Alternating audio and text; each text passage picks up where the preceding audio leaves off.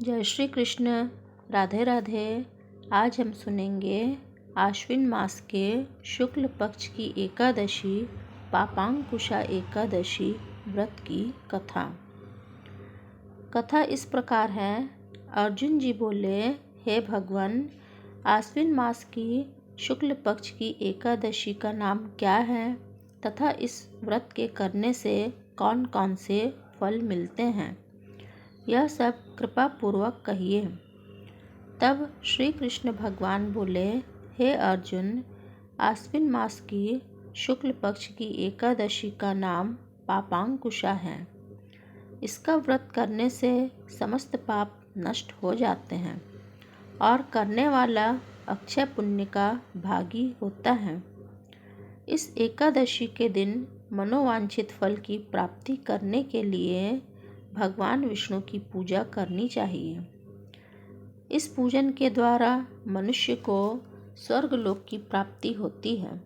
हे पार्थ, जो मनुष्य कठिन तपस्याओं के द्वारा फल प्राप्ति करते हैं, वह फल इस एकादशी के दिन क्षीर सागर में शेषनाग पर शयन करने वाले भगवान विष्णु को नमस्कार कर देने मात्र से ही मिल जाता है और मनुष्य को यम के दुख नहीं भोगने पड़ते हैं।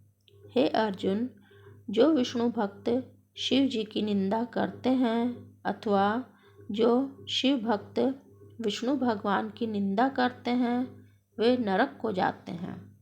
1000 अश्वमेघ यज्ञ और 100 राजसूय यज्ञ का फल इस एकादशी के फल के 16वें हिस्से के बराबर भी नहीं होता है। अर्थात इस एकादशी व्रत के समान संसार में अन्य कोई व्रत नहीं है। इस एकादशी के समान विश्व में पवित्र तिथि नहीं है। जो मनुष्य एकादशी का व्रत नहीं करते हैं, उन्हें पाप घेरे रहते हैं। यदि कोई मनुष्य किसी कारणवश केवल इस एकादशी का उपवास भी करता है, तो उसे यम दर्शन नहीं होते हैं। इस एकादशी के व्रत से मनुष्य को स्वस्थ शरीर और सुंदर स्त्री तथा धन धान्य मिलता है और अंत में वह स्वर्ग का अधिकारी हो जाता है। जो मनुष्य इस एकादशी के व्रत में रात्रि जागरण करते हैं, उन्हें बिना किसी विघ्न के स्वर्ग की प्राप्ति हो जाती है। जो मनुष्य इस एकादशी का व्रत करते हैं, उनके मातृपक्ष के 10 पुरुष, पितृपक्ष के 10 पुरुष और स्त्री पक्ष के 10 पुरुष विष्णु का भेष धारण करके तथा सुंदर आभूषणों से युक्त होकर विष्णु लोक को जाते हैं। जो मनुष्य आश्विन मास की शुक्ल पक्ष की पापांकुशा एकादशी का विधि पूर्वक व्रत करते हैं, उन्हें हरि लोक मिलता है।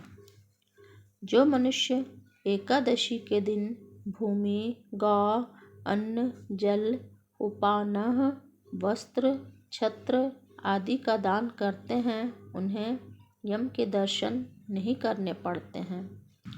दरिद्री मनुष्य को भी यथाशक्ति कुछ दान देकर कुछ पुण्य अवश्य ही अर्जित करना चाहिए।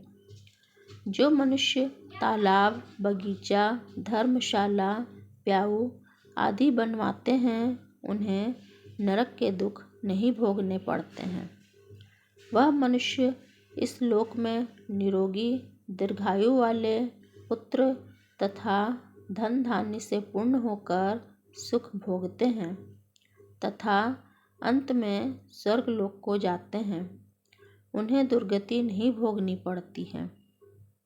अर्थात इस कथा का कथासार इस प्रकार है। व्यक्ति को चाहिए कि वह पापों से बचने का दृढ़ संकल्प करें।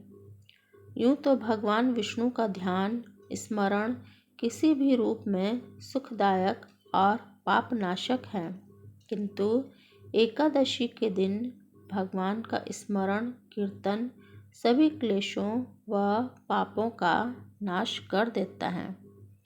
जय श्री कृष्ण। राधे राधे।